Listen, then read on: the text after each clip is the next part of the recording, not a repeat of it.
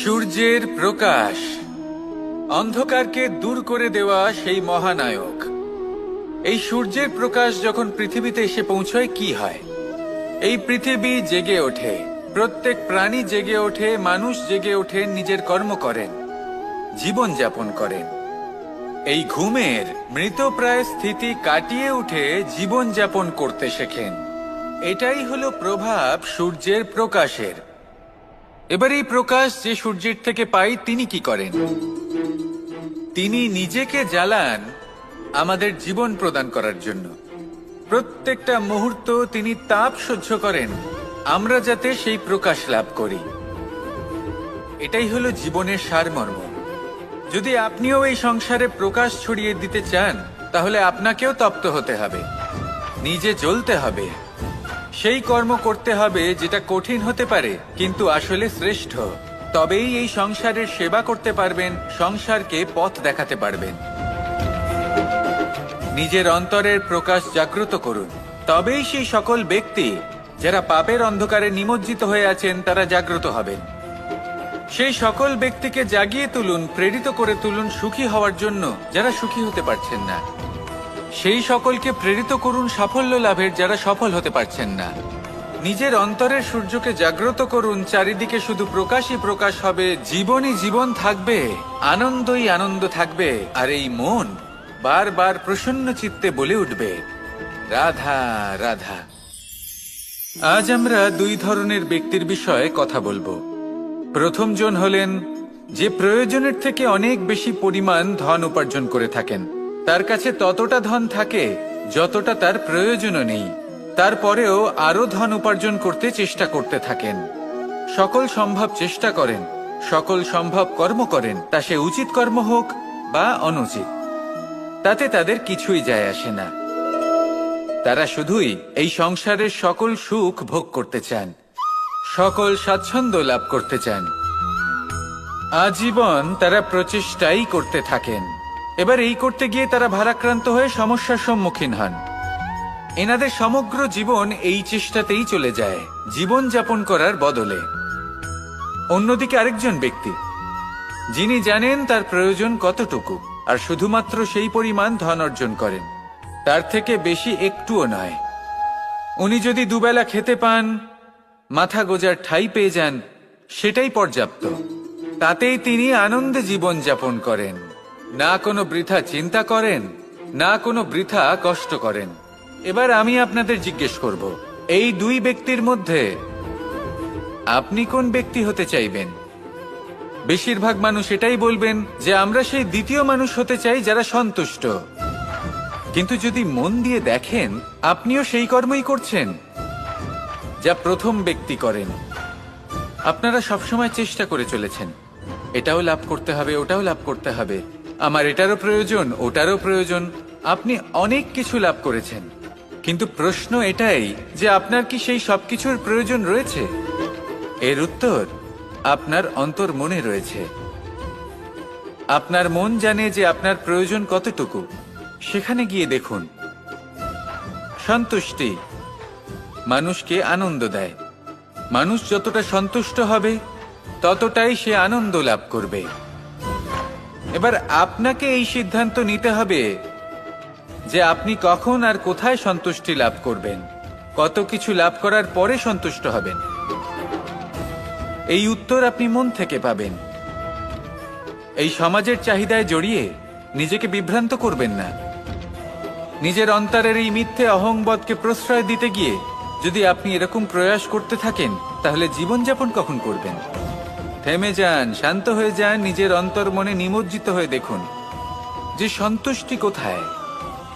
এই সন্তুষ্টি লাভ করুন। এই মন প্রসন্ন হয়ে বলবে রাধা রাধা। ক্ষমা একটা অত্যন্ত সুন্দর শব্দ, আমার খুব প্রিয় শব্দ, কিন্তু এই ক্ষমা কখন আর কিভাবে প্রয়োগ করতে হবে সেটা বোঝা প্রয়োজনীয়। এক, যদি আপনি কোনো অন্যায় করেন আর ক্ষমা না চান, ক্ষমা প্রার্থনা না করেন, ক্ষমা চাওয়া থেকে এড়িয়ে যান, তাহলে তাতে আপনারই ক্ষতি হবে। কিভাবে? ক্ষমা না চাইলে মনের মধ্যে অহংকার জাগ্রত হয়, আর অহংকার তো প্রকৃত অর্থে আমাদের ক্ষতিই করে। 2, কেউ যদি রয়েছে কিন্তু আপনার মনের বিষয় কি তাহলে তাকে ক্ষমা করবেন না।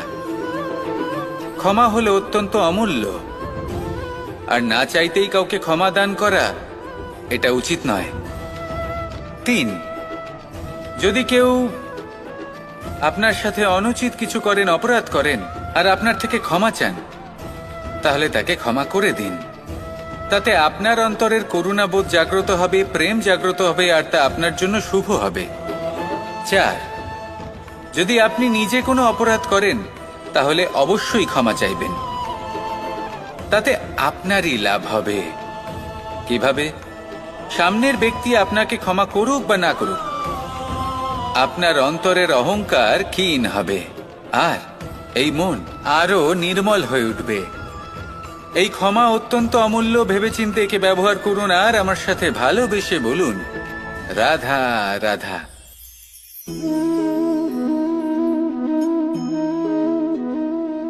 ভোজনের দ্বারাই শরীর পুষ্টি লাভ করে।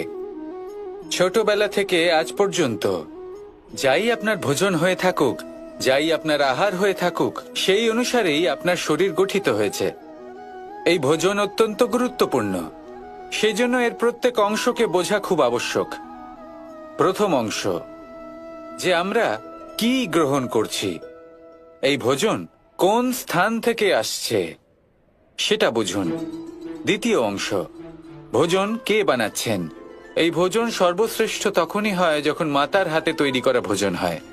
কিন্তু যদি মাতার তৈরি করা ভোজন আপনি প্রাপ্ত নাও করতে পারেন, তাহলে সেই ব্যক্তির ভোজন তৈরি করা উচিত যিনি সাত্ত্বিক। তৃতীয় অংশ, কোন স্থানে আপনি ভোজন গ্রহণ করছেন। যে স্থানে আপনি ভোজন গ্রহণ করছেন তা সাত্ত্বিক হওয়া উচিত। তাহলে অত্যন্ত গুরুত্বপূর্ণ। এবং চতুর্থ সবথেকে গুরুত্বপূর্ণ অংশ, তা হলো এই ভোজন আপনি যার দ্বারা প্রাপ্ত করেছেন, যেখান থেকে প্রাপ্ত করেছেন, যে স্থানে বসে আপনি ভোজন গ্রহণ করছেন তার প্রতি কৃতজ্ঞতা প্রকাশ করুন এবং ভোজন পূর্ণরূপে সমাপ্ত করুন। তবেই এই ভোজন আপনাকে সুখী জীবন দান করবে, সুস্থ শরীর দেবে, আর এই মন তা সুপ্রসন্ন হয়ে বলবে, রাধা রাধা। আমি এখানে একা এই বনে বসে আছি, বাঁশি বাজাচ্ছি। কার জন্য? কে আছেন এখানে? কেউ নেই। আমার প্রজা, আমার রাজ্য, আমার পরিবার আমার থেকে অনেক দূরে আছেন। আমি এখানে একা এই বনে বসে এই আকাশের এই রঙের, গাছের এই সব ফলের, মাটির সুবাসের আনন্দ উপভোগ করছি। কেন? আমি হলাম দ্বারকাধীশ। এমন কি রাজকীয় বা ভৌতিক সুখ রয়েছে যে আমি ওখানে পেতে পারি না? সবকিছুই পেতে পারি, তাও এখানে বনে একা বসে আছি। কোন সুখ খুঁজে চলেছি? একা থাকার সুখ। আমরা প্রত্যেকদিন অনেক মানুষের সাথে, চিন্তাধারার সাথে, কর্মের সাথে, পরিস্থিতির সাথে, সুখ দুঃখের দ্বারা বেষ্টিত থাকি। জীবনের এই চক্রে আমরা জড়িয়ে পড়তে থাকি। যতই আমরা এই সমস্যার সমাধান করি, আমরা ততই এতে জড়িয়ে পড়ি। আমরা এতটাই জড়িয়ে পড়ি যে যখন আমরা আয়নায় নিজেদের দেখি, তখন আমরা নিজেদের চিনতেই পারি না। এমন মনে হয় যেন আমরা নিজেদের হারিয়ে ফেলেছি। সেই জন্য প্রত্যেক দিন আপনি কিছু সময় নিজের সাথে কাটান একান্তে। এটা অত্যন্ত আবশ্যক। নিজের অস্তিত্বের গভীরে গিয়ে দেখতে শিখুন, নিজেকে বুঝুন। অদ্ভুত শান্তির অনুভূতি হবে। যেমন এই বায়ু, এই বৃক্ষ, এই পুষ্প, এই নিসর্গ, এদের মতো আপনিও কখনো একলা হতে শিখুন। কখনো নিসর্গের একটা অংশ হয়ে দেখুন। এই মন প্রসন্ন হয়ে বলবে, রাধা রাধা। বাহ! পুষ্পের সুবাস আমার খুব ভালো লাগে। অত্যন্ত সুন্দর হয় এই পুষ্প। এইভাবে চারিদিকে পুষ্প দেখে মন আনন্দিত হয়ে ওঠে। এবার আপনারা ভেবে দেখুন, আমার চারিদিকে পুষ্প নয়, আগুন আছে। তাহলে কি হবে? আমার শরীর কি জ্বলে যাবে না? অবশ্যই জ্বলবে। শরীরকে কি আগুনের তাপ সহ্য করতে হবে না? অবশ্যই সহ্য করতে হবে। এটাই হলো আলাদা করে দেন। আর এইভাবে উপযুক্ত দেখাশোনা করার কারণেই এই বৃক্ষ এইভাবে বেশিরভাগ মানুষ এই বিভ্রান্তি নিয়ে বাঁচি যে এই যে প্রকৃতির নিয়ম তা আমার ওপর প্রযোজ্য নয়। তা কিন্তু নয়। আমাদের চতুর্দিকে এই যে নিসর্গ রয়েছে, আমরা তার কতটা ক্ষতি করি সেটা একবার ভেবে দেখুন। আমরা বনাঞ্চল জ্বালিয়ে দিই, বায়ু দূষিত করি, জল দূষিত করি, প্রাণীদের হত্যা আমরা করি। কেন?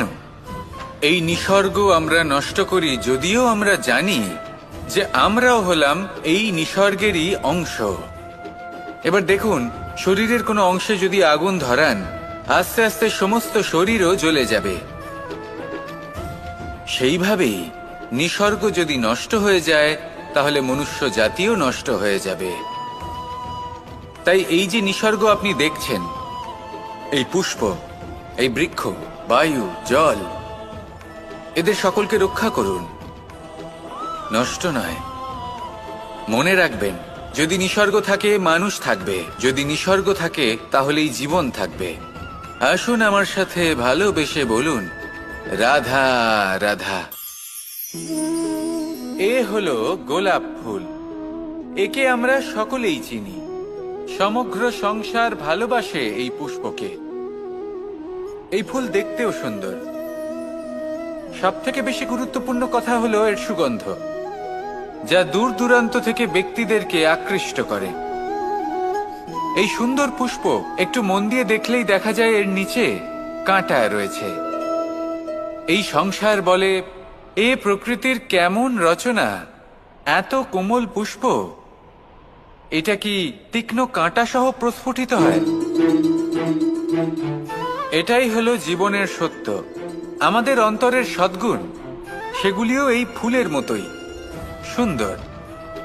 সংসারের সৌন্দর্য দেখতে পায়, এর সুগন্ধ চতুর্দিকে ছড়িয়ে পড়ে। কিন্তু এই সদ্গুণ জাগ্রত করে তোলার জন্য কঠোর পরিশ্রম করতে হয়, প্রতিনিয়ত চেষ্টা করে যেতে হয়। তাই জন্য যদি আপনি জানেন আপনার পথ উচিত কিন্তু তা কাঁটায় পরিপূর্ণ, তাহলে থামবেন না, চলতে থাকুন। একবার যদি অন্তরের সদ্গুণ জাগ্রত হয়, তাহলে এই সংসার এই সৌন্দর্য দেখবে আর সুগন্ধে আকর্ষিত হয়ে আপনার কাছে আসবে। এই মন, এই জীবন প্রসন্ন হয়ে বলবে, রাধা রাধা। আমাদের গৃহে অনেক কক্ষ রয়েছে, কিন্তু এমন কি আছে যে একটাই থাকে? আমাদের গৃহের দ্বার। এমন কেন হয়? অনেক দ্বার তো থাকতেই পারে। ভেবে দেখুন, একটা বিশাল ভবন রয়েছে, তার চতুর্দিকে অনেক দ্বার আছে। ভালোই হবে, যাতায়াত করতে সুবিধা হবে, কিন্তু এমন আমরা কেন করি না? এবার আপনি বলবেন যে এটার উত্তর তো সহজ। যতগুলো দ্বার থাকবে ততজন দ্বারপালও থাকবে। কে কখন কোথা থেকে আসবে, কোথায় চলে যাবে, সেদিকে খেয়াল থাকবে না। চুরির সম্ভাবনাও বেড়ে যাবে। যাক, এই বিষয়ে অন্তত আপনি বোঝেন। সেই জন্য আপনার গৃহে একটাই দ্বার রয়েছে। কিন্তু আপনার মনের বিষয় কি জানেন? আপনার মনেও কি কোনো দ্বার আছে? নেই?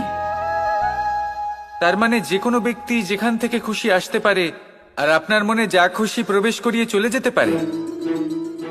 কোনো বাধার সম্মুখীন না হয়ে কোনো ব্যক্তি আপনার মনে যা কিছু প্রবেশ করিয়ে চলে যাবে, তা সে আমাদের পক্ষে শুভ হোক, অশুভ হোক বা যতই ঘাতক হোক না কেন। সেই ভাবনা হতে পারে বাসনাময়, ক্রোধে পরিপূর্ণ, মতভেদে পরিপূর্ণ, বিদ্বেষ বা অহংকারে পরিপূর্ণ, বা কোনো ব্যর্থ ভাবনা হতে পারে। বিশ্বের যে কোনো ভাবনা মনে এসে বসবাস করতে পারে। এবার মনে যা ভাবনা থাকবে, মন সেটাই অনুভব করবে। নেতিবাচক ভাবনা যদি মনে ঘর করে, মন সুখ অনুভব কি করে করবে? সেই জন্য আবশ্যক হলো মনের মাঝে ইতিবাচক সত্তার দ্বার গড়ে তোলা। অর্থাৎ কোনো ভাবনা যদি আসে এবং ইতিবাচক হয়, তাহলে তাকে মনে প্রবেশ করতে দিন। যদি তা আপনাকে আর্থিক, সামাজিক, পারিবারিক, আধ্যাত্মিক লাভ দেয়, তাহলে তাকে প্রবেশ করতে দিন। যদি না দেয়, যদি তা নেতিবাচক ভাবনা হয়, তাকে দ্বার থেকেই আবার ফিরিয়ে দিন। যত শুভ চিন্তায় থাকবে এই মন, ততই শুভ হবে আপনার জীবন। আর এই মন সুপ্রসন্ন হয়ে বলবে, রাধা রাধা। এই বৃহৎ বৃক্ষকে দেখুন, অত্যন্ত শক্তিশালী বৃক্ষ। এটা সবারই প্রিয়। তা সে ছোট হোক বা বড়, বৃদ্ধ হোক বা জোয়ান, সবাই ভালোবাসে এই বৃক্ষকে। আর সত্যি বলতে এই বৃক্ষ সবাইকে সেবা করে, সবাইকে ফল দান করে, সবাইকে ছায়া প্রদান করে। দূর থেকে দেখে মনে হয় এর কোনো পরিচর্যার প্রয়োজনই নেই, কিন্তু একজন কুশল মালী এইভাবে ভাবেন না। তিনি সময় অন্তরে খুব খুঁটিয়ে এই গাছ নিরীক্ষণ করেন, দেখতে থাকেন। যদি কোনো এমন শাখা থাকে যা রোগগ্রস্ত, তাহলে সেটা কেটে আলাদা করে দেন। যদি এমন কোনো শাখা থাকে যা মৃত, তাহলে সেটা আলাদা করে দেন। আর এইভাবে উপযুক্ত দেখাশোনা করার কারণেই এই বৃক্ষ এইভাবে সুস্থ হয়ে থাকে, সতেজ হয়ে থাকে, সবার সেবা করতে থাকে। আপনাকেও নিজের সাথে সেটাই করতে হবে। নিজের জন্য আপনাকে একজন কুশল মালী হয়ে উঠতে হবে। রক্ষা করতে হবে নিজের শরীরের, নিজের মনের। আপনার শরীর যদি রোগগ্রস্ত হয়ে পড়ে, তাহলে ওষুধ গ্রহণ করতে হবে।